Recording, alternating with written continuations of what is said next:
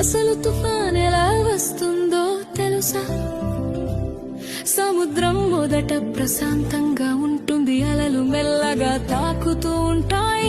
కానీ సూర్యుడు బాగా వేడెక్కితే సముద్రపు నీరు కూడా వేడిగా మారుతుంది. ఆ వేడి నీటి మీద ఉన్న గాలి కూడా వేడి అవుతుంది, పైకి ఎగురుతుంది. గాలి పైకి ఎగినప్పుడు కింద ఖాళీ అవుతుంది. అప్పుడు చుట్టుపక్కల చల్లని గాలి ఖాళీ నింపడానికి వస్తుంది. ఇలా గాలి ఎగరడం దిగడం మొదలవుతుంది. అలా తిరుగుతూ తిరుగుతూ ఒక పెద్ద చక్రంలా మారుతుంది. మొదట్లో అది సాధారణ మేఘంలా ఉంటుంది, కానీ కాసేపటికే ఆ మేఘం చీకటిగా మారుతుంది.